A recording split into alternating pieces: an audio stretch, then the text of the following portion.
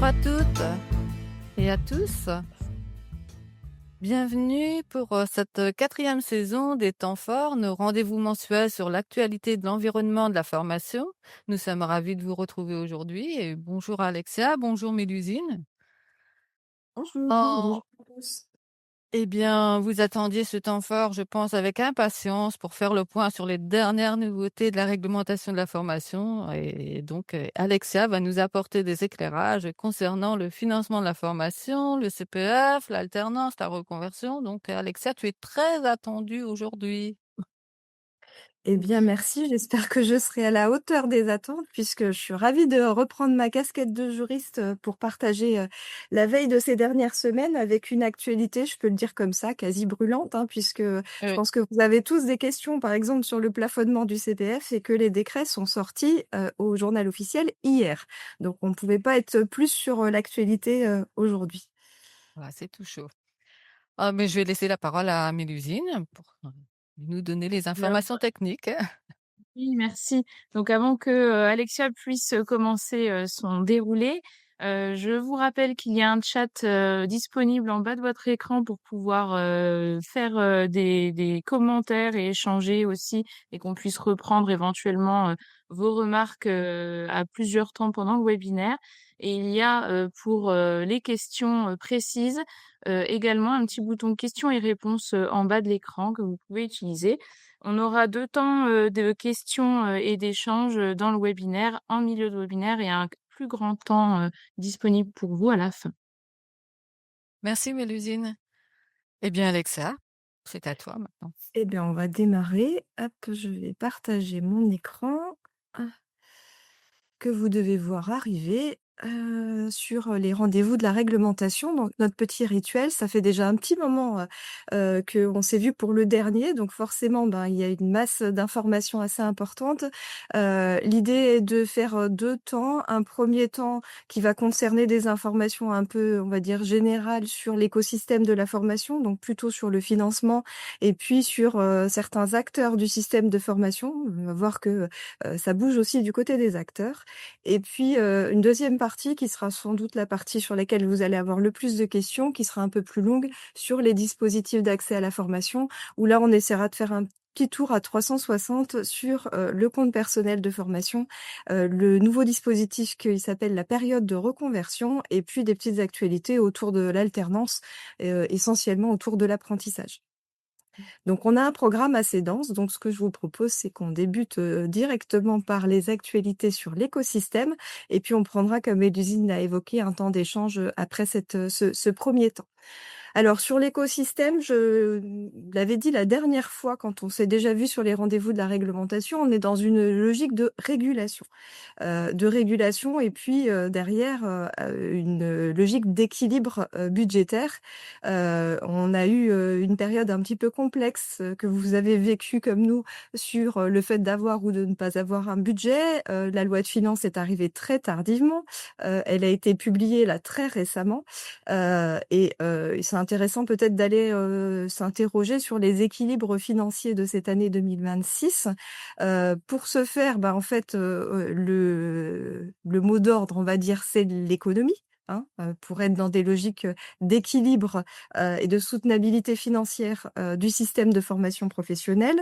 Ce que je vous propose, c'est qu'on regarde, le budget prévisionnel de France Compétences pour 2026, en ressortant, quelques grandes caractéristiques, hein, parce qu'on n'aura pas le temps de détailler chaque, poste de financement. Vous le retrouvez d'ailleurs, facilement, hein, sur le site de France Compétences.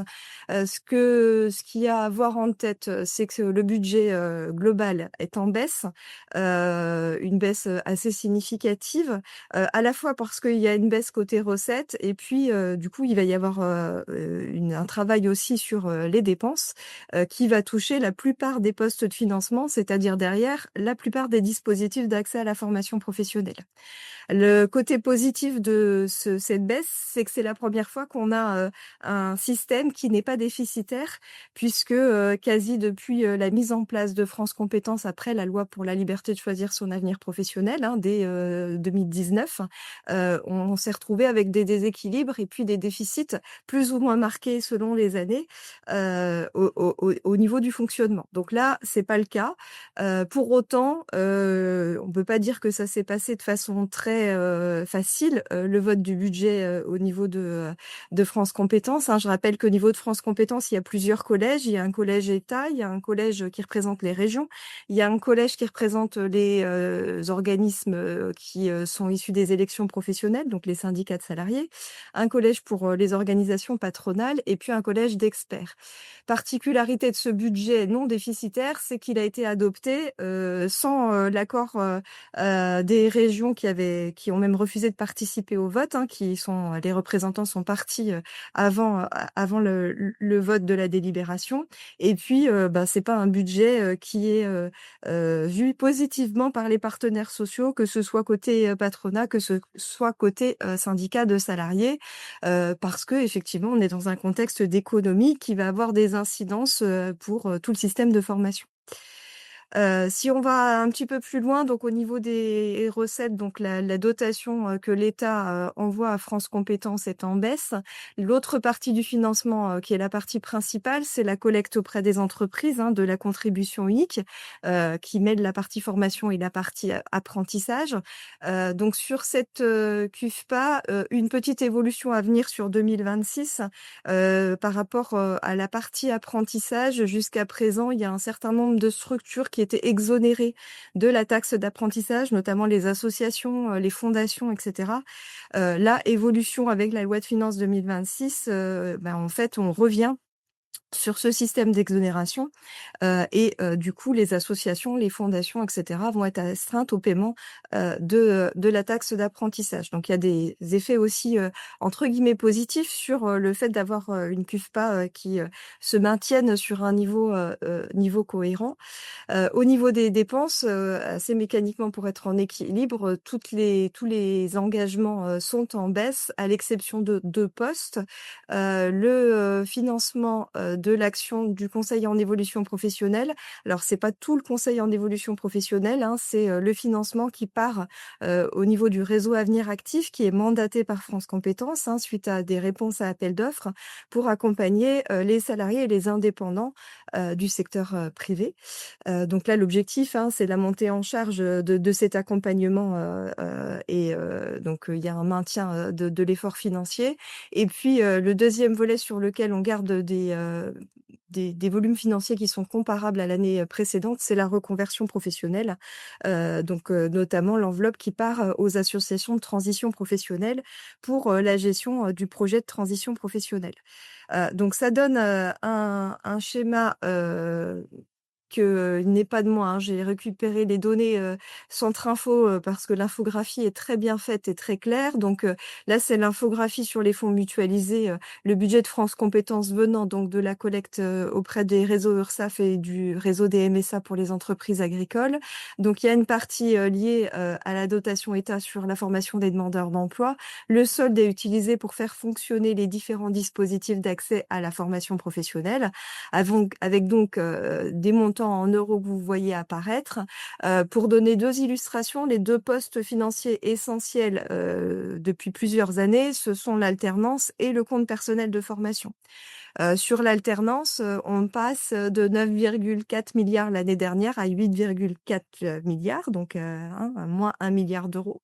Sur le CPF, c'est pareil, on flirtait avec le 2 milliards, autour de 1,9 milliard d'euros l'année précédente. Et là, l'objectif, c'est d'être au maximum à 1,3 milliard d'euros. Donc, c'est quand même une baisse qui est sensible. Et vous voyez apparaître dans le schéma une nouvelle enveloppe qui est la période de reconversion dont on va parler tout à l'heure, qui est un nouveau dispositif qui vient d'une loi adoptée en octobre 2025. Les décrets d'application sont sortis là en début d'année, donc on va pouvoir être assez précis sur ce dispositif. Nécessairement nouveau dispositif égale nécessité d'adosser un budget pour que ce dispositif puisse fonctionner. Et donc là, il est prévu pour le démarrage de ce dispositif sur 2026, 68 millions d'euros pour la période de reconversion qu'on va présenter tout à l'heure. Donc un nouvel équilibre financier, avec des logiques de baisse. Donc on va expliquer ensuite, où les baisses se situent, hein. Sur le CPF, les économies vont se faire essentiellement sur la logique de plafonnement qui va se mettre en place et dont on va reparler juste après. N'hésitez pas si vous avez des questions, j'y reviendrai après. Donc, sur l'écosystème, il y a un autre petit point outre la question du financement, c'est la question des acteurs. Alors il n'y a pas de révolution, mais il y a 2 nouveaux acteurs qui sont intégrés dans le code du travail, avec 2 nouveaux articles, dans la partie, du code du travail qui est dédiée à la formation.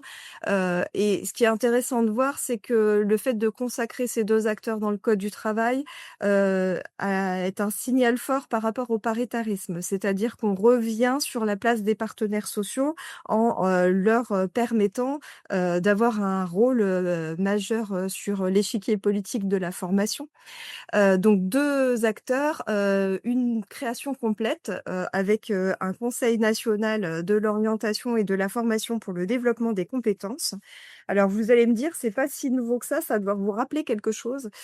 Il existait avant la loi pour la liberté de choisir son avenir professionnel, donc avant septembre 2018, une instance, à peu près comparable qui réunissait l'État, les régions, les syndicats de salariés et les organisations patronales au niveau national qui s'appelait le CNEFOP.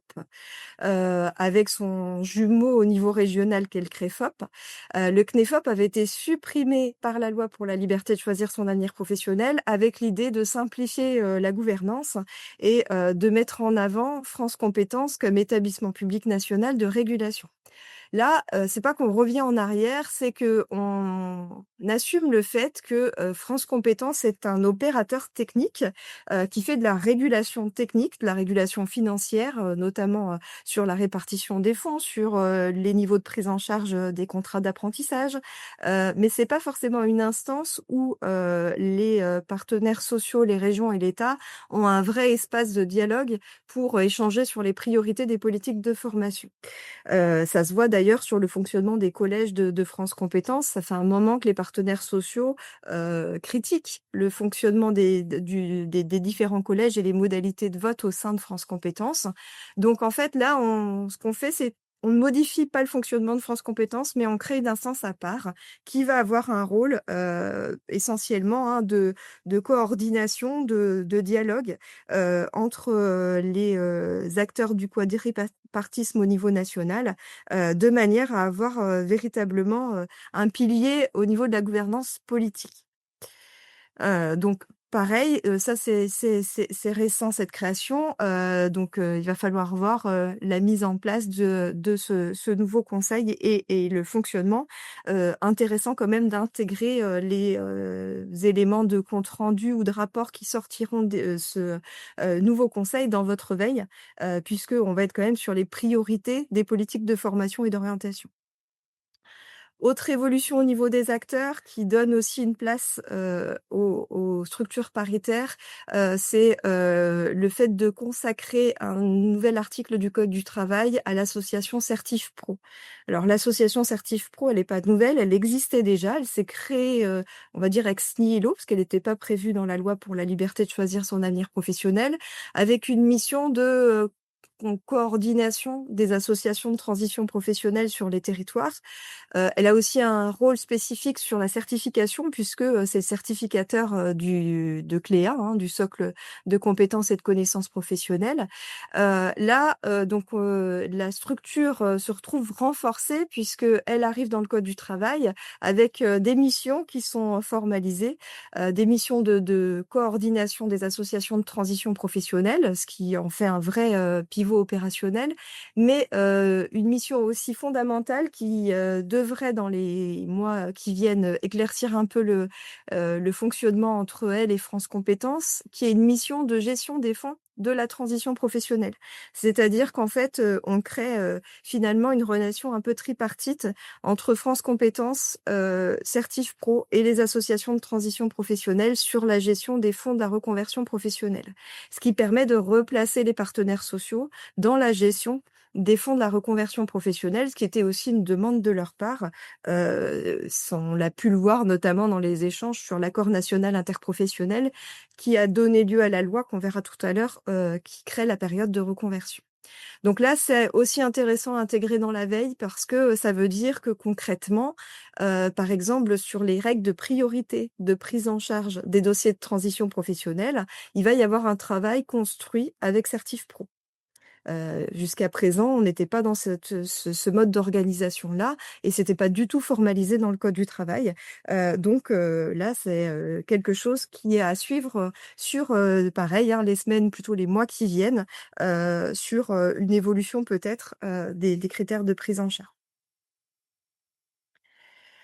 Alors voilà les quelques éléments que j'avais sur la partie écosystème. On remettra dans l'infographie les articles, je vais passer rapidement là-dessus, les nouveaux articles du code du travail qui sont créés sur ces 2 instances, le Conseil national de l'orientation de la formation professionnelle pour le développement des compétences et puis, l'article sur, Certif-Pro, qui détaille les différentes missions, de la structure. Vous aurez ces éléments-là, pour rappel dans l'infographie.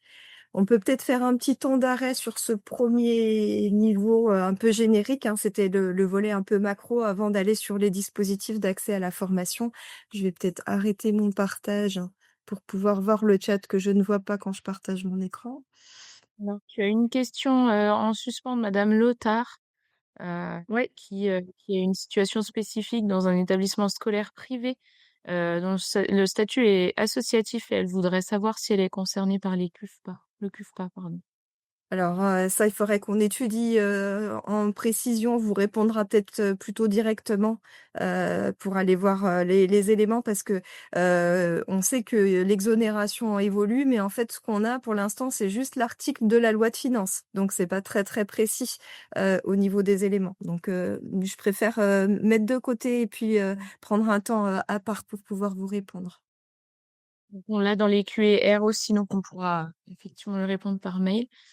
Et sinon, dans ta présentation, il y avait également des mots. On pense à des fautes de frappe, mais juste pour être sûr, les mots routine, routonne et couvidonner. Donc, c'était pour savoir si c'était des fautes de frappe. Ah bah oui, ça Ça- doit l'être. Voilà. Pour tout vous dire, j'ai fait un petit schéma avec, de l'intelligence artificielle et l'IA a tendance à faire très facilement des petites fautes de frappe, même si ça fait un schéma, plus sympathique en termes visuels. Pas de questions sur le fond, du coup, sur le financement ou, sur les acteurs? Je vais continuer, du coup, la présentation, et puis, on va partir, sur le deuxième temps parce que c'est, là qu'il y a le plus d'actualité et sans doute, là, sur, c'est les éléments sur lesquels vous aurez le plus de questions, ça va être tout ce qui va être, dispositif d'accès à la formation professionnelle. Donc on va ouvrir une deuxième partie. Alors on va pas revoir tous les dispositifs d'accès à la formation, hein, on va aller, faire des focus sur ceux où il y a de l'actualité. En commençant, peut-être, par, le compte personnel de formation. Vous vous y attendez, il y a beaucoup de choses à dire, sur le CPF. Donc l'idée, c'est de faire un petit tour d'horizon et puis, de répondre éventuellement à vos questions si vous en avez sur ce sujet-là. Alors, sur le CPF, beaucoup de vigilance, je vais essayer d'être la plus claire possible parce que, on voit tout et son contraire depuis plusieurs semaines. Tout simplement parce que, bah, les évolutions étaient attendues. Il y a des choses qui étaient écrites dans la loi de finances, donc il fallait attendre que la loi de finances soit publiée, qu'elle ait fait l'objet du contrôle du Conseil constitutionnel puisqu'il y a eu un recours, avec, donc une saisine du Conseil constitutionnel, notamment pour des ruptures d'égalité. Donc, il fallait attendre que les choses soient posées. Et puis, la loi de finances ne suffit pas. Il faut derrière des textes d'application, des décrets. Et donc, il y a des choses qui sont sorties. Donc, on a la chance d'avoir les décrets sur le plafonnement du CPF qui ont été publiés au journal officiel d'hier. Hein, donc, sortis le 24 février, publiés au JO le 25 février. Mais on a encore des choses qui sont en attente parce qu'en fait, dans le travail préparatoire au niveau, de la régulation du CPF, il y avait plusieurs décrets prévus, plusieurs décrets qui ont été, proposés en commission, qui ont été étudiés, milieu du mois de février et tous ces décrets n'ont pas été là repris dans le cadre d'une publication. C'est-à-dire qu'on est un peu dans une situation, d'entre-deux. Il y a des choses qui sont sorties, qui vont permettre d'avoir un petit peu de transparence parce qu'il y a du vrai et du faux dans ce qui peut être publié. Par contre, tout n'est pas sorti, donc il y a encore de l'incertitude peut-être sur quelques sujets. Et puis, la question du CPF, il y a des choses qui sont organisées dans le cadre de la loi de finances qui avait été débattue dans le cadre des travaux parlementaires, mais tout n'est pas lié à la loi de finances. Il y a une autre loi qui est en préparation, qui est la loi antifraude, qui avait été annoncée l'été dernier, hein. Dès l'été dernier, il y avait eu un communiqué de presse du gouvernement sur la logique de régulation dans laquelle le gouvernement travaillait, avec un certain nombre de mesures attendues, notamment des mesures autour de la fraude. Et donc là, on est toujours en fait dans l'expectative de textes par rapport à la loi antifraude qui, pour le coup, ne sont pas publiés et qui pourraient aussi avoir des impacts sur le compte personnel de formation. Donc voilà, c'est pour ça qu'à chaque fois j'ai mis publié ou non publié ou en attente, il faut rester en veille et rester vigilant. Tout n'est encore pas totalement posé sur le sujet du CPF. Alors, ce qui est sûr, c'est que, la régulation, donne lieu à un système de plafonnement qui, avait déjà, été, évoqué, dans la presse et puis, les projets de décret avaient déjà été plus ou moins, sortis, avant même la publication. Là, on peut se baser sur les textes officiels, donc un décret du 24 février qui crée un nouvel article dans la partie réglementaire du code du travail qui est dédié à cette question des plafonnements. Donc il y a eu beaucoup de choses, beaucoup de questions sur, les catégories qui allaient faire l'objet d'un plafonnement, sur les montants. C'est questionné beaucoup sur le bilan de compétences, plus du tout de prise en charge ou une prise en charge limitée. Il y a eu des questionnements sur la VAE, il y a eu des montants divers et variés qui ont été, évoqués. Donc là, le cadre, c'est celui qui s'applique à partir de maintenant. Donc le principe, c'est un plafonnement des actions bilan de compétences à hauteur de 1 600 €. Un plafonnement des actions de formation qui débouchent sur une certification, inscrite au répertoire spécifique à hauteur de 1 500 € avec une exception, la certification CLEA qui est inscrite au répertoire spécifique et qui est explicitement sortie du système de plafonnement dans le décret. Et puis un système de plafonnement aussi pour les permis de conduire des groupes légers, donc A1, A2, B1, B2. Ça concerne essentiellement le permis B parce que c'est, sur ce permis B qu'il y a, beaucoup, beaucoup de financements de CPF. C'est dans le top 1 des financements CPF, sur l'année dernière. Donc qui est limité de 2 manières. Alors il y a, un plafonnement à hauteur de 900 € que vous retrouvez dans le décret du 24 février. Et puis il y a une autre limitation qui n'est pas écrite dans le décret, mais qui relève de la loi de finances et qui est déjà, communiquée par, la Caisse des dépôts sur son portail, qui est une limitation au niveau des titulaires, de comptes CPF qui ne pourront pas tous, bénéficier, d'une éligibilité. C'est-à-dire qu'en fait, la possibilité d'utiliser son CPF pour un permis du groupe léger est limitée aux demandeurs d'emploi inscrits à France Travail dans le cadre d'une recherche d'emploi. C'est-à-dire qu'il faut bien qu'il y ait un lien entre la nécessité d'avoir son permis et l'insertion professionnelle et la recherche d'emploi, et aux salariés qui disposent d'un cofinancement, quelle que soit la nature du cofinancement, c'est-à-dire qu'il y a une autre structure publique que la Caisse des dépôts qui vient financer, ça peut être éventuellement l'employeur par exemple, mais il faut que le cofinancement atteigne un certain montant, et le montant minimum c'est 100 €. C'est uniquement pour le permis B. J'ai vu passer pas mal d'informations sur le fait d'avoir une règle, générique sur les cofinancements, qui, jusqu'à présent n'existe pas pour le CPF, hein. Par exemple, une dotation employeur, le code du travail ne met pas un minimum ou un maximum sur la dotation employeur. Là, cette règle-là ne répond pas à cette question-là. Elle est uniquement liée à la question des permis. Donc ça, c'est des choses qui sont explicites, ça change quand même la donne, puisque, derrière, quand on regarde, les offres accessibles sur le portail Mon compte formation, et c'est d'ailleurs quelque chose qu'on retrouvait dans l'exposé des motifs, dans les discussions autour de la loi, hein, il y a une grande part des, formations actuellement financées dans le cadre du CPF qui, sont liées à des formations du répertoire spécifique, notamment, hein, ça fait partie, des formations qui sont les plus financées, avec des systèmes de financement très divers et variés, hein, sur des horizons financiers, qui peuvent être, sur des horizons, très, très différents. Alors, si on revient sur l'argumentation, du pourquoi de cette évolution, Je vais vous citer, le communiqué de presse du ministère du Travail, qui, dans son communiqué sur le plafonnement, dit que jusqu'à présent, près de 40 des dépenses du CPF finançaient des formations, qui, ne sont pas forcément certifiantes ou dont l'objectif, n'est pas forcément la montée en compétences et l'accès direct à l'emploi. C'est-à-dire qu'on s'est un peu perdu entre la loi pour la liberté de choisir son avenir professionnel, où l'idée était de faire du CPF, le socle pour, développer des compétences, mais avec une visée, retour à l'emploi, ou, reconversion professionnelle. Et puis ce qui se passait depuis un certain nombre, de temps, sur, le financement en réalité.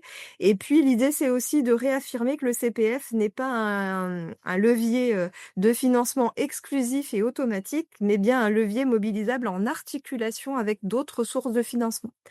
Donc le ministère du Travail, là, rappelle que, le CPF, c'est un dispositif parmi d'autres dispositifs et que du coup, il peut y avoir un système de cofinancement. Et il y a un texte qui était sorti, fin d'année 2025 pour, modifier les règles, en termes d'utilisation, des fonds par rapport, à l'existence ou pas, d'abondement, qui est dans la même logique. C'est que, on a une volonté de développer le système d'abondement ou de dotation, autour du compte personnel de formation. Donc les plafonnements n'empêchent pas, de combiner avec des abondements, tout au contraire.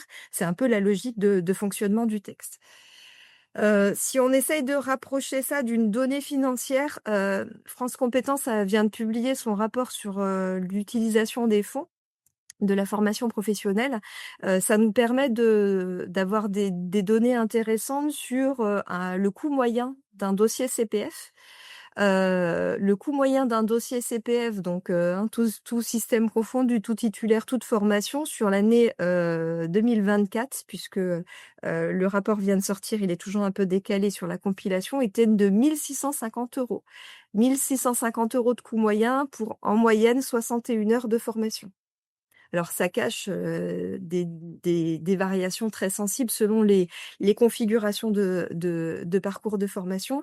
Mais vous voyez que le 1 650 €, quand on voit les plafonnements, ben, on tourne, sur des plafonnements qui se situent autour du coût moyen des actions telles que calculées par France Compétences. Donc, c'est, quelque chose qui a dû jouer, dans la logique budgétaire, au-delà, du fait qu'il est nécessaire de faire des économies, hein, par rapport à ce que j'ai présenté en démarrage de webinaire.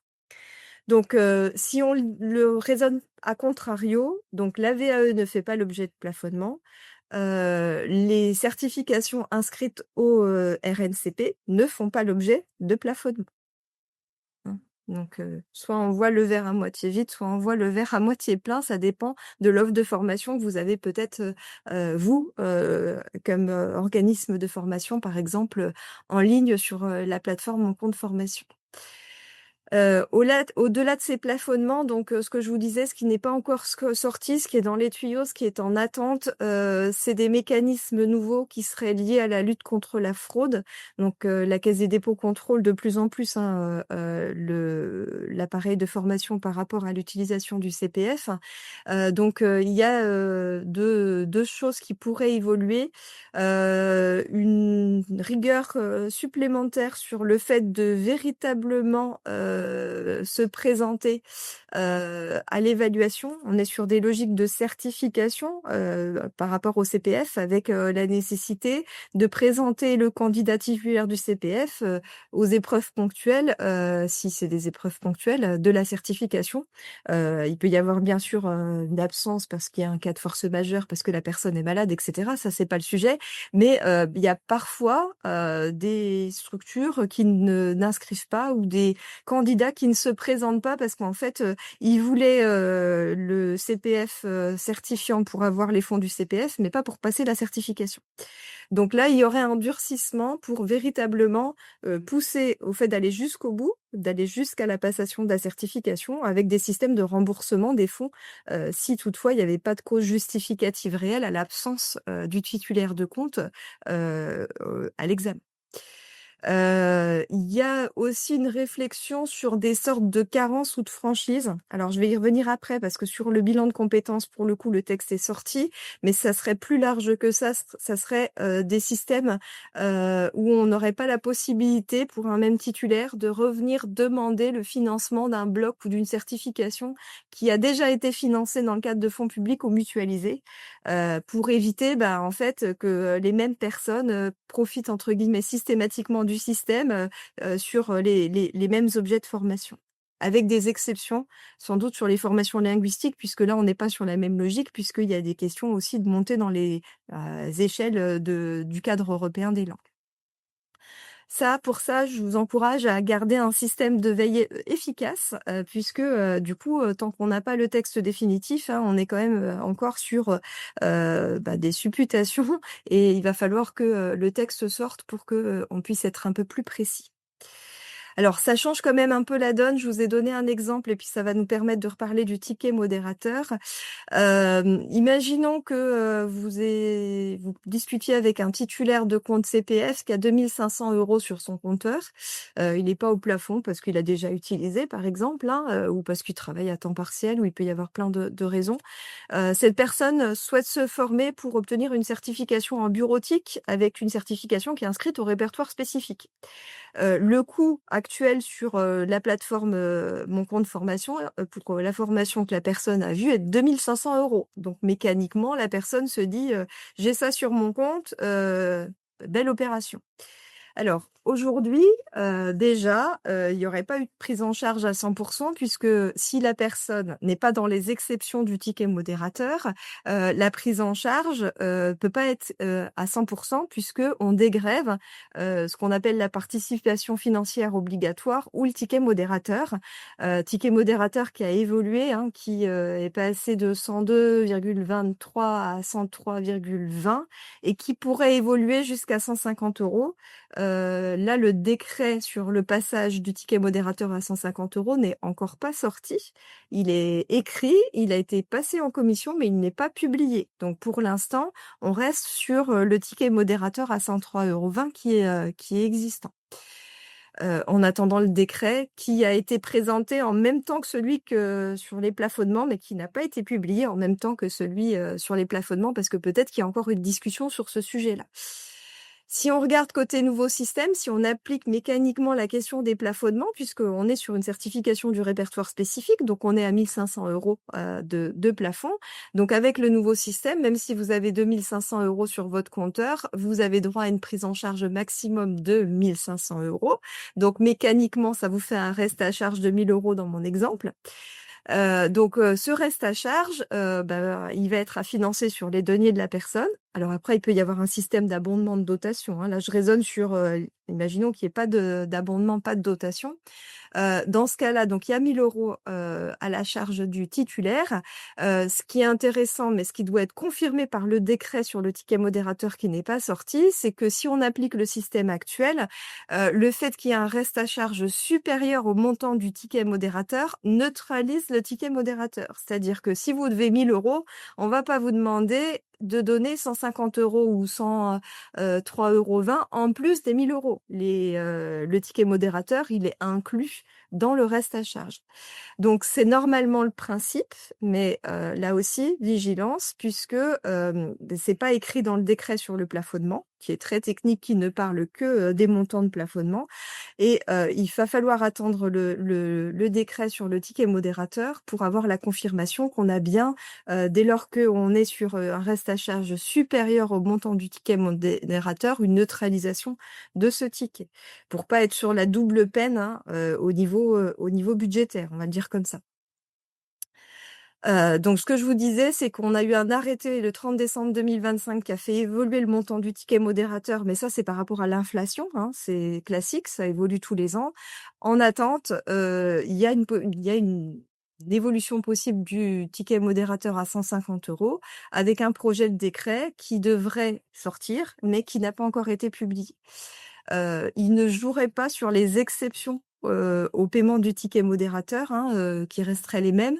C'est-à-dire que, les demandeurs d'emploi ne sont pas, astreints au ticket modérateur, de même que les salariés qui bénéficient d'un cofinancement de la part de leur employeur ou d'un financement de la part de leur opérateur de compétences, d'un accord de branche ou d'un accord de groupe, hein, s'il y a un texte conventionnel qui a été adopté. De même que les personnes qui mobilisent les fonds qui proviennent de leur compte professionnel de prévention. Donc, ce seraient des salariés qui sont exposés à des facteurs de pénibilité et qui transforment leur point de pénibilité en neuroformation sur le CPF.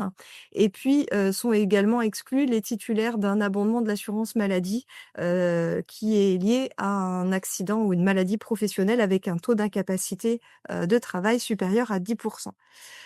Donc ça, c'est des choses qui existent déjà, qui ne seraient pas remises en cause. Ce qui est remis en cause, c'est le montant du ticket modérateur, donc à suivre sur les prochaines semaines.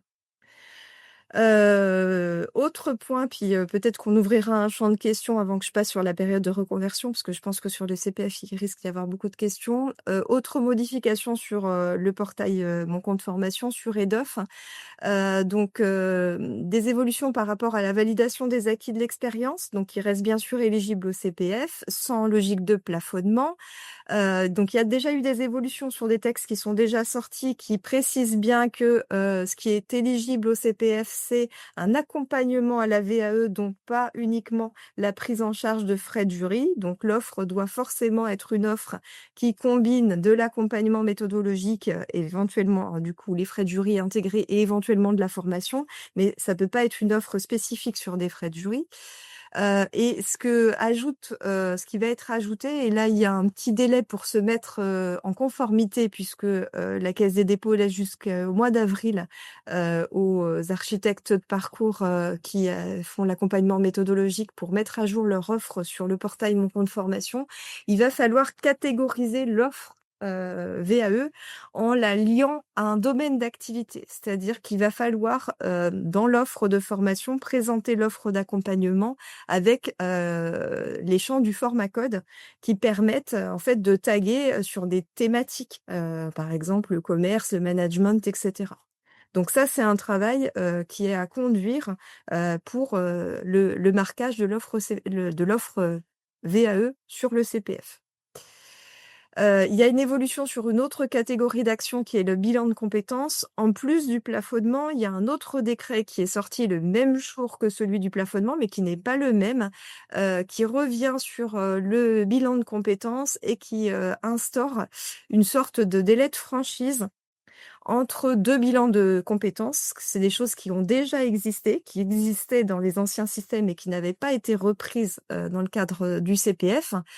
Donc un délai de franchise de 5 ans. Ça veut dire quoi? Ça veut dire que si une personne a bénéficié de fonds publics ou de fonds mutualisés qui proviennent de la contribution des entreprises avec les redistributions de France Compétences pour financer un bilan de compétences, il va falloir attendre au moins 5 ans pour faire une demande CPF bilan de compétences. Ça veut dire ça, délai de franchise. C'est qu'on ne peut pas directement, si on a déjà eu un financement, redemander le CPF sur le bilan de compétences pour le même motif. Le décret précise en parallèle que seules les heures d'accompagnement peuvent être financées au titre du compte personnel de formation. C'est-à-dire qu'on compte les heures pendant lesquelles la structure qui accompagne au bilan de compétences est vraiment dans l'accompagnement. On ne compte pas les heures de travail du titulaire, hein, du stagiaire de la formation. Donc ça aussi, hein, modification à prendre en compte, qui va potentiellement avoir un impact sur le nombre de CPF validés sur la catégorie bilan de compétences. Dernière modification, elle touche au système d'abondement correctif. Il y a une modification sur les entretiens professionnels. Qu'on appelle aujourd'hui des entretiens de parcours professionnel. Alors, ça existait déjà, hein, ce sont des dispositions qui étaient dans le code du travail et qui sont retravaillées, retouchées, essentiellement dans des logiques de temporalité, c'est-à-dire qu'en fait, l'évolution est pour mettre en place une temporalité plus élargie qui est peut-être plus profitable côté employeur que côté salarié. Ça veut dire en substance que, au lieu d'avoir un entretien, mécanique, tous les 2 ans pour faire le point sur votre, évolution, sur les formations que vous avez suivies, sur votre progression, peut-être en termes de mission et cetera, la loi fixe, un principe à 4 ans et au lieu d'avoir un état des lieux récapitulatif tous les 6 ans qui pouvait déclencher un abondement correctif sur le CPF dès lors que l'employeur n'avait pas respecté ses obligations, bien l'état des lieux récapitulatif aura lieu au bout de 8 ans. Donc c'est pareil, ça a potentiellement des impacts. On venait juste, de finir en fait, toute la période, d'état des lieux récapitulatif, post-loi pour la liberté de choisir son avenir professionnel, avec les premiers abondements correctifs qui avaient été versés sur les comptes, des, salariés qui, avaient, fait l'objet d'une méconnaissance par leur employeur des obligations. Donc le principe, hein, c'est que, il y a deux choses qui sont regardées sur l'état des lieux récapitulatif. Hop, j'ai d'ailleurs, mis ça dans une slide que je n'ai pas, que je ne vous ai pas affichée. En fait, on fait donc, on informe le salarié, sur le fait qu'il ait droit à un entretien professionnel quand on l'embauche. Ensuite, on organise des entretiens maintenant tous les 4 ans. La périodicité peut être différente s'il y a un accord collectif, qui, est, négocié avec une périodicité différente, déterminée. Il y a aussi un entretien à l'issue d'un certain nombre de périodes de congés, hein, un congé retour après un congé parental, retour après un congé sabbatique, après un congé longue maladie et cetera. C'est important parce que les compétences, de la personne peuvent avoir, besoin d'être rafraîchies ou retravaillées et puis à l'état des lieux récapitulatif, on va regarder si le salarié a bien eu tous ses entretiens. Donc avant, bah, il y avait 2 entretiens intercalaires, celui des 2 ans, celui, des 4 ans. Maintenant, il y en aura plus qu'un à vérifier et puis on va regarder s'il a suivi au moins une formation qui n'était pas obligatoire dans le cadre de toute la période de 8 ans. Donc une formation non obligatoire, c'est une formation, qui n'est pas, strictement nécessaire pour occuper le poste de travail parce qu'un texte le dit, hein. Le code du travail définit ce qui est obligatoire, il définit pas ce qui n'est pas obligatoire. Donc là, le principe, c'est que si les 2 conditions ne sont pas remplies, l'employeur doit verser 3 000 € sur le compteur CPF du salarié concerné. Et ça ne change pas. C'est juste que, on change, la périodicité donc la dotation, corrective n'arrivera, peut-être qu'au bout de 8 ans et ça touche du coup pas tous les salariés, hein, forcément on est sur des personnes qui sont en CDI. Avant de passer sur la période de reconversion, parce qu'on va changer de dispositif, si on a le temps, peut-être s'il y a des questions CPF, je vais les prendre tout de suite pour éviter de revenir sur le CPF après. Oui, effectivement, il y en a quelques-unes qui sont, spécifiques, heu, à ce que tu viens de présenter. Bon, tu as répondu, pour le ticket modérateur, malgré tout, il y avait, hem, une question sur la demande, pour être confirmé, l'employeur doit abonder directement sur le compte CPF du salarié si celui-ci veut passer un permis B. Alors ça, c'est sur, la question du nouveau système, effectivement après c'est, en fait, c'est l'employeur ou c'est un autre abondement, hein. Le texte est plus large que ça sur le système d'abondement pour, le plafonnement par rapport au permis B. C'est un salarié qui a fait l'objet d'un abondement, du coup, dans ce cas-là, ça reste éligible, mais on applique le plafonnement de 900 €. Donc effectivement, la dotation volontaire sur le compteur du salarié concerné, ça fonctionne. Je vois aussi qu'il y avait une question sur, la taille d'entreprise. Alors effectivement, la sanction pour l'abondement correctif, elle est pas, automatique. Ce n'est que pour les entreprises qui ont plus de 50 salariés. Par contre, vigilance quand même pour les autres entreprises, ça va pas se régler par une dotation CPF, mais dans les contentieux, et la jurisprudence qui existe, notamment, quand, des personnes sont licenciées, la question de ne pas avoir eu ces entretiens professionnels et de ne pas avoir suivi une formation non obligatoire revient. C'est souvent un moyen pour obtenir des dommages et intérêts, pour, le fait d'avoir été privé d'une chance sérieuse, d'évoluer, d'avoir, ses compétences adaptées pour retrouver facilement un emploi. Donc, là, la sanction, c'est plutôt au niveau de la jurisprudence que, du CPF. Il y a la question aussi, de justement cette sanction si jamais le plafond, de cotisation du CPF du salarié est déjà à son maximum. Est-ce que l'entreprise verse quand même les 3 000 €? Comment?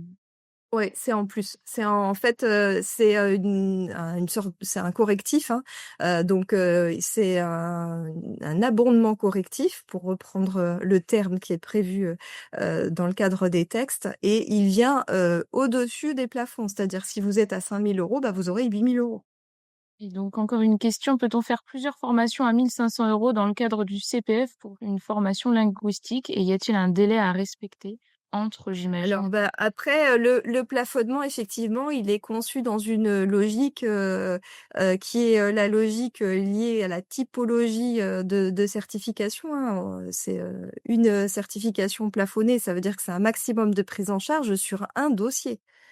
Donc ça ne veut pas dire qu'il peut pas y avoir plusieurs dossiers.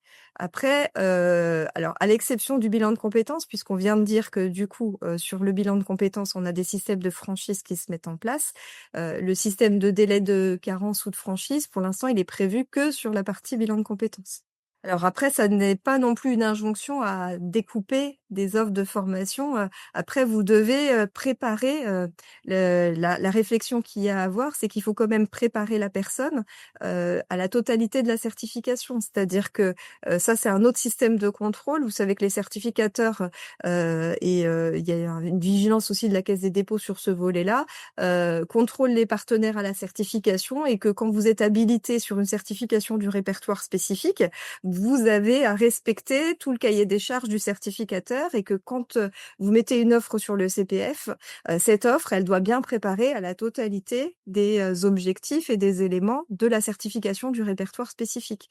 Donc le fait de sous-découper, est compliqué puisqu'il y a pas de bloc de compétences au répertoire spécifique, contrairement au RNCP. Vous forcément vous préparez à la totalité de la certification. Donc pour, continuer sur le thème du RNCP, il y a 2 questions, qui concernent, plus les certifications, dans ce Et donc je confirme que les répertoire-là. parcours RNCP ne sont pas plafonnés. Mmh. Je vois que j'ai un organisme de formation. Pour une formation RNCP, je suis enregistrée. Doit-on refaire des démarches pour ce nouveau système? Non, ça ne joue pas sur les démarches. Après, du coup, c'est pas que en fait, vous pouvez même rester sur des offres qui sont sensiblement plus chères que les plafonds, puisqu'il y a des systèmes d'abondement, dotation, et il y a un système de reste à charge qui va se mettre en place.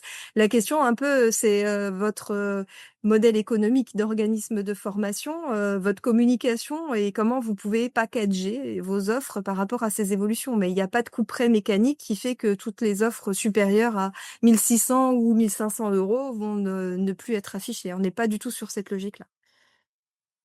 Le plafonnement du bilan de compétences est effectif depuis la publication au JO. La publication au JO, c'était hier. Donc, du coup, c'est ce que les plafonnements que je viens d'évoquer s'appliquent.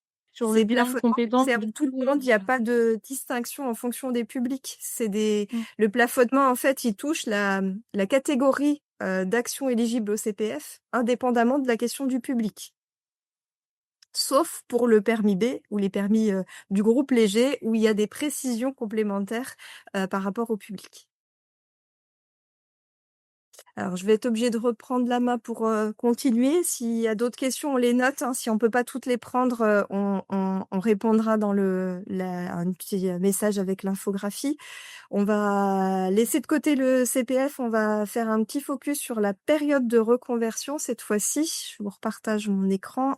On laisse de côté l'entretien professionnel qu'on a évoqué et donc, focus sur un nouveau dispositif cette fois-ci, qui a sorti d'un financement nouveau, qui va venir de France Compétences à destination des opérateurs de compétences, puisque ce sont les opérateurs de compétences qui vont gérer ce nouveau dispositif, qui s'appelle la période de reconversion. Donc, 2 choses à avoir en tête. C'est un dispositif qui prend la place de 2 autres dispositifs qui, sont disparus au 1er janvier de cette année, qui c'était les dispositifs Pro-A, promotion et reconversion par l'alternance, et le dispositif Transco, transition collective. Donc Pro-A, c'est un dispositif qui avait été intégré dans le code du travail, qui avait fait l'objet de beaucoup de modifications, avec beaucoup de textes texte qui n'avait peut-être pas atteint son public cible puisqu'il y avait peu de dossiers financés dans ce cadre-là, qui était un dispositif pour permettre de la mobilité interne ou externe pour des salariés en emploi. Transition collective, c'était un dispositif qui avait été inventé par les partenaires sociaux pour mettre en place des systèmes de reconversion et former des individus qui seraient sur des métiers exposés à une disparition, hein, des métiers fragilisés, avec des listes qui étaient constituées dans le cadre des entreprises en lien avec les branches professionnelles, avec l'objectif de se reconvertir vers des métiers porteurs sur la base des listes établies au niveau régional comme métiers particulièrement porteurs. Donc là, ces 2 dispositifs-là disparaissent à l'issue d'un travail de négociation entre les partenaires sociaux qui trouve son origine dans la négociation sur les retraites. Il était prévu après la réforme des retraites qui est un temps dédié à la négociation sur la reconversion et avec notamment des interrogations aussi sur, on va dire, le public senior, hein, les publics deuxième partie de carrière. Donc il y a eu un accord national interprofessionnel pris et une loi en octobre 2025 qui donne jour à ce dispositif. Et depuis la loi, en fait, 2 décrets sont sortis là en début d'année 2026 pour préciser les modalités de fonctionnement de ce nouveau dispositif. Vous avez aussi une foire aux questions officielle qui est en ligne sur le site du ministère du Travail et qui permet de présenter le dispositif et déjà de répondre à certaines questions qui arrivent rapidement, comme à chaque fois qu'il y a un nouvel objet à s'approprier. Alors, le principe de ce dispositif-là, c'est quoi? C'est de favoriser la possibilité de reconversion des salariés. Donc, on est bien sûr les salariés en poste, avec pas de limitation en termes d'ancienneté, d'âge ou de niveau de qualification. Juste un petit peu, je suis désolée, t'as pas repartagé ton écran, donc on voit pas ton portrait. Ah alors, pour moi, il est partagé, mais c'est que j'ai un petit bug technique. Hop, je vais repartager une deuxième fois, tu fais bien de me le dire. Hop. Alors du coup, de toute façon, j'étais dans l'introduction, donc je n'avais pas du tout commencé l'explication de la slide. Du coup, ce dispositif, donc il est ouvert à tous les salariés, sans limitation par rapport à des règles d'ancienneté, d'âge ou de niveau de qualification. L'objectif, c'est une mobilité interne ou externe à l'entreprise avec donc un passage par la formation. Le passage par la formation, l'objectif, c'est d'obtenir une certification enregistrée au RNCP, que ce soit la certification complète ou un ou plusieurs blocs de compétences, ou d'obtenir un certificat de qualification professionnelle de branche ou interbranche, voire d'obtenir le socle. La formation telle qu'elle est prévue dans le texte est sur un système de fourchette horaire entre 150 et 450 heures sur une période d'à peu près 1 an. Sachant que ces logiques d'horaire ne s'appliquent pas à Cléa, hein, puisqu'on n'a pas forcément besoin de cette durée-là par rapport à la préparation à l'obtention de Cléa. Il peut y avoir des durées différentes si un accord collectif est négocié dans le cadre d'une branche ou plusieurs branches, mais dans ce cas-là, ça ne pourra pas aller au-delà de 2100 heures sur une période de 36 mois. Donc ça, on fixe vraiment le plafond maximum de la négociation. L'objectif, c'est de garantir bien sûr le statut de stagiaire de la formation, hein, donc protection sociale garantie, protection contre les accidents du travail, pas de système de financement de la part du salarié concerné qui doit pas mettre la main à la poche sur ses deniers personnels. Ce qu'on peut par contre monter, c'est un cofinancement, période de reconversion et compte personnel de formation.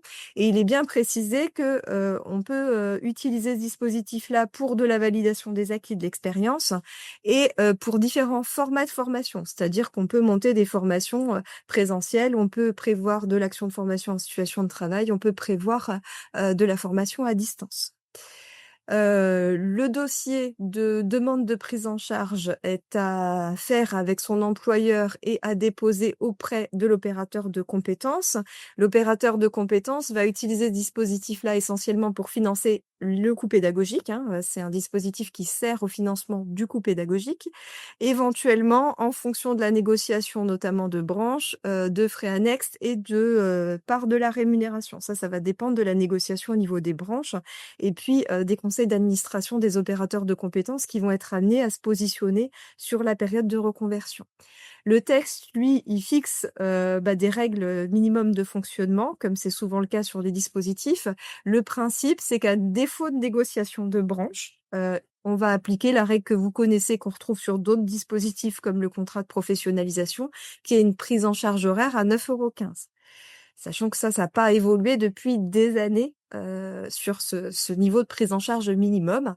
Il est évoqué dans le texte un montant moyen de prise en charge autour de 5 000 € sur une période de reconversion, avec derrière, si vous rapprochez ce 5 000 € des 68 millions qui sont prévus pour, l'année, 2026, ça veut dire que, on attend, au niveau national, là, en phase d'expérimentation, un nombre de projets, au niveau national, qui, ne va pas non plus être, énorme, hein. Ça veut dire que, on est autour de 10 à 15 000 projets, au niveau national sur 2026. Donc il faut aussi, donc être vigilant sur, la phase de négociation au niveau des branches qui va se répercuter ensuite sur, les conseils d'administration des opérateurs de compétences qui peuvent, du coup, élaborer des règles beaucoup plus précises, qui pourront tenir compte en termes de logique de critères de financement, de l'ancienneté du salarié, de l'âge, de l'obsolescence des compétences et cetera. Ça, c'est prévu dans le texte, pour donner la main, en fait, véritablement aux branches sur ce dispositif.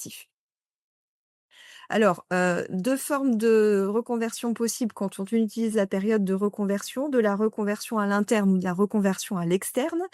Je vais commencer à l'inverse de ma slide, je vais commencer par le bas. La reconversion à l'interne, c'est le plus simple. C'est, vous êtes dans une entreprise, qui a la capacité, de vous accompagner vers un autre métier, à l'intérieur de l'entreprise. Donc on va formaliser un accord entre le salarié et l'employeur. Il y a un CERFA, le nouveau CERFA de la période de reconversion est sorti, il est disponible, sur, les sites officiels. Je vous aurai intégré le lien que vous retrouverez sur l'infographie. Il y aura une convention de formation, signée, par, l'entreprise avec un organisme de formation, hein. L'objectif, c'est pas de la formation interne, c'est vraiment d'aller, conventionner avec, un organisme de formation. Ensuite, une demande de prise en charge à l'opérateur de compétences qui doit se faire au moins 30 jours avant le démarrage de la formation intégrée dans la période de reconversion, sachant que l'opérateur de compétences, d'après les textes, a un délai d'instruction de 20 jours. Donc au niveau du statut, finalement, le salarié va rester dans son entreprise, donc va continuer à toucher sa rémunération, initiale et suivre sa formation avec, son contrat de travail qu'il pourra récupérer à l'issue de la période, de formation. Il est précisé que son CPF est mobilisable, avec son accord bien sûr, dans la limite de 50 % des droits qui sont inscrits sur ce montage-là.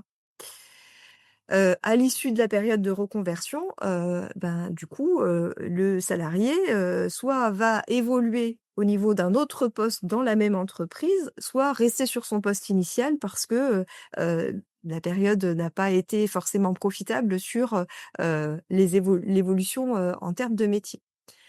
Un peu plus complexe, mais on retrouve ce qu'on avait avec, le système de la Proa aussi, la possibilité d'une reconversion à l'externe. C'est-à-dire que là, pour le coup, il y a un travail entre une entreprise et un de ses salariés, mais il n'y a pas de possibilité à l'interne d'accompagner le salarié vers un métier, puisque le métier, par exemple, n'existe pas dans l'entreprise, cible avec avec laquelle le salarié est en contrat.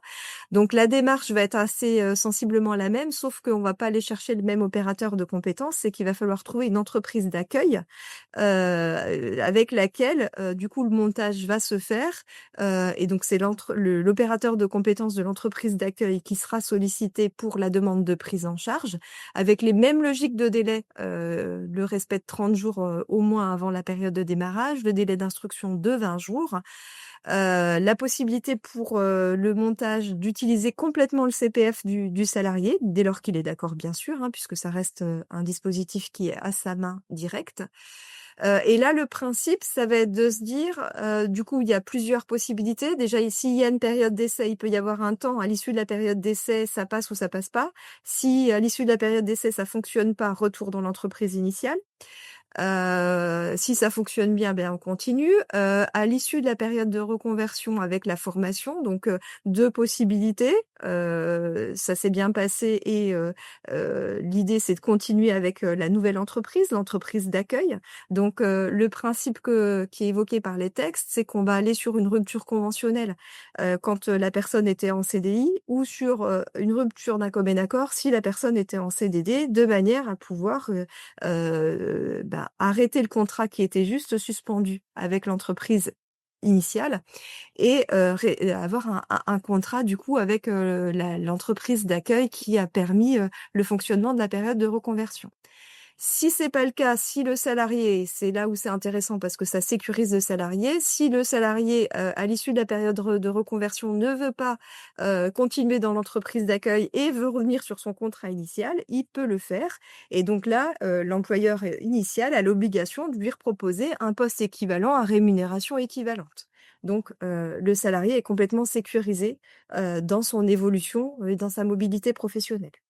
Je suis en train de regarder que le temps passe très, très vite. Donc voilà ce que j'irai pas plus loin sur la période de reconversion. J'aurais donné les éléments clés. Donc c'est un dispositif qui peut être intéressant. Il va falloir voir comment il se met en musique sur les semaines qui viennent. Et puis dernier focus pour pas se décaler trop dans le temps, c'était un petit temps sur l'alternance.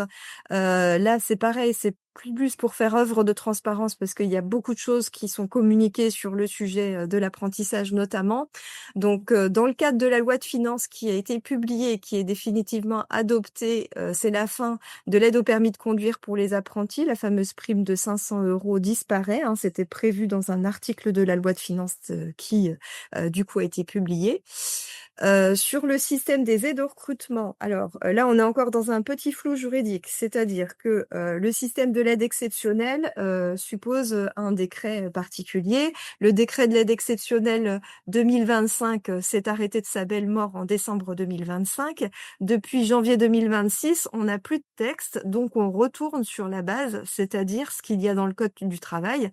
Et dans le Code du travail, on a un seul système de fonctionnement qui s'appelle l'aide unique à l'apprentissage, qui est une aide unique de 5 000 €, qui est limitée, qui ne touche que un apprenti qui prépare un diplôme ou une certification qui est au maximum de niveau 4, donc au maximum niveau bac et les niveaux en deçà, et qui est embauché dans une entreprise de moins de 250 salariés. Et il faut bien que les 2 critères soient réunis pour pouvoir obtenir l'aide unique de 5 000 €, 6 000 € si la personne est en situation de handicap.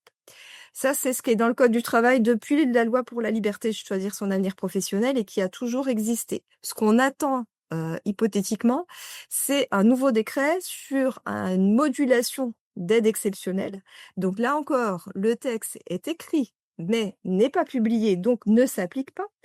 Ce qu'il est prévu dans le projet, c'est ce que je vous affiche, dans le petit tableau. C'est une modulation en fonction de la taille d'entreprise et en fonction du niveau de la certification. Donc, plus on monte dans les niveaux de certification, moins l'aide est importante. Plus on monte dans les tailles d'entreprise, moins l'aide est importante. Jusqu'à aller sur, la prise en charge la plus réduite, les 750 € pour les niveaux 6 et niveau 7 dans une entreprise de plus de 250 salariés. Vous aurez peut-être en tête que ça correspond, tout pile, à la prise en charge obligatoire qui est mise en place depuis cet été, avec les 750 € que, les employeurs, doivent financer, sur, les diplômes de ce niveau-là.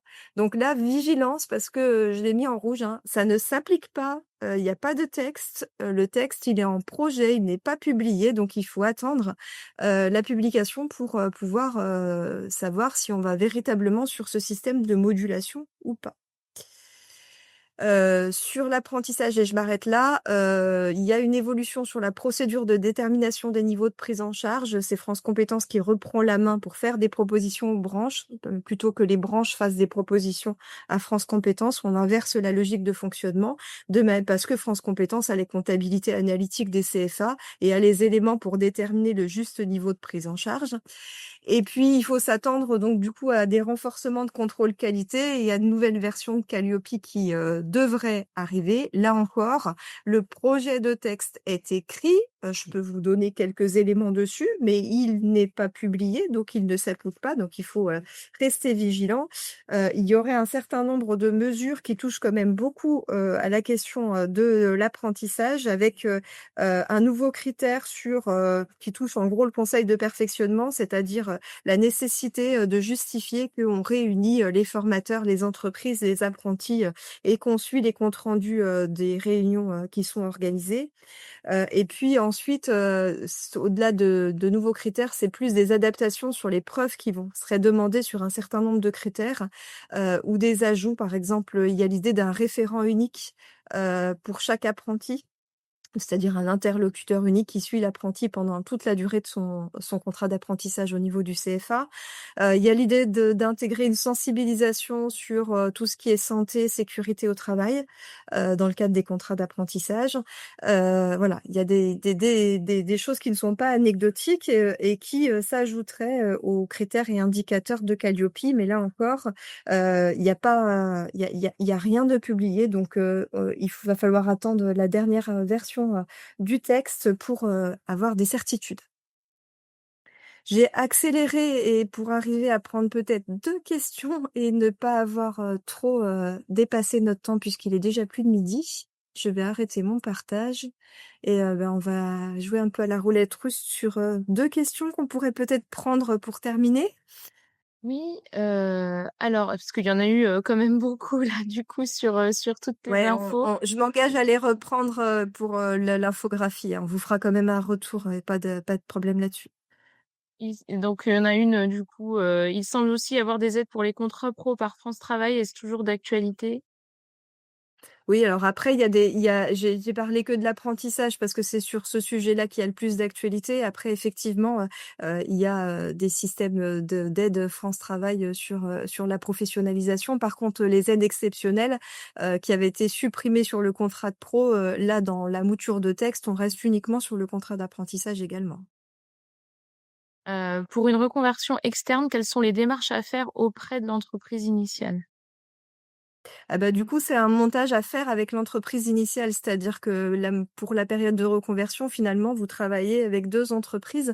Comme il va y avoir une suspension de votre contrat de travail, ça se fait forcément avec l'entreprise initiale qui monte le projet avec vous et vous allez ensemble, entre guillemets, travailler avec une entreprise d'accueil pour monter la période de reconversion. La personne, elle est en contrat, donc elle est sous la direction de son employeur. Donc, tout ça se fait avec l'accord et l'accompagnement de l'employeur, de l'entreprise initiale. Donc, je finis parce que c'est une petite question. Est-ce que l'employeur peut proposer la période de reconversion ou le salarié peut-il être demandeur aussi? J'ai une petite coupure là, Seul j'ai l'employeur, j'ai pas pardon. entendu. Est-ce que seul l'employeur peut proposer la période de reconversion ou le salarié peut-il l'initier? Alors après, c'est un objet partagé. On est un peu dans la même logique qu'on l'avait sur la Proa. On retrouve, hein, les critères qu'on avait sur les dispositifs qui sont supprimés. Une chose est sûre, c'est que ça peut pas être le salarié tout seul. Donc, il faut aller voir son employeur. Mais que l'idée vienne à la base de l'employeur ou que le salarié demande à son employeur, on peut imaginer les 2 formes d'initiative. Par contre, c'est bien l'employeur qui dépose, hein, auprès de l'opérateur de compétences. Je ne t'en relais Si pas vous plus, avez des t'avais dit questions t'en sur ai le donné CPF, ouais, je vois ça sur les questions CPF. Je vous encourage à aller voir le portail EDOF dans sa version OF Mon compte formation, hein, puisque vous allez avoir les actualités sur toutes les évolutions. Le portail, il est très bien fait en back-office pour avoir en quelques éléments les points clés. Donc, allez voir les communications de la Caisse des dépôts. Je pense qu'on arrive à la fin du temps qui était alloué à ces nouvelles informations. C'est vrai que bon, c'est pas aussi simple que ça, que de comprendre vraiment tout le processus. Ça suppose quand même d'avoir une lecture bien claire et précise comme tu nous l'as fait, Alexa. Merci 1000 fois. parce que ça éclaire, je pense, un certain nombre, d'acteurs, sur, cette compréhension et surtout sur les subtilités qu'il y a quand même, en dessous, donc à savoir lire entre les lignes, bon. Merci à toi pour cette présentation très claire et très précise. Merci, désolée d'avoir été un petit peu vite, hein. L'objectif, c'était quand même de faire un focus Beaucoup de choses, d'actualité le plus complet possible et bah, l'actualité était, très dense, sur ces semaines, qui viennent de passer. complètement. Merci beaucoup. Bien, je vais donner donc la parole à Mélusine pour nous faire un petit point et puis donc, je terminerai à la fin. Hop. Oui, en fait, juste avant de finir et de couper votre webinaire, merci de bien répondre à notre questionnaire de satisfaction qui va s'afficher au moment où vous allez couper la visio. Ça nous permet d'améliorer après nos sujets et puis notre qualité d'intervention. Et on est toujours friand de vos retours. Donc, merci à vous de prendre ce temps-là. Merci Mélusine. Donc, merci à nouveau Alexa, merci beaucoup et puis donc, bien les temps forts continuent, hein. Le prochain épisode sera consacré au campus, des métiers et des qualifications et donc l'inscription est déjà en ligne, donc vous pouvez vous inscrire dès maintenant. Merci à tous. Merci, à bientôt. Merci, à bientôt Et pour au le revoir. prochain coffre.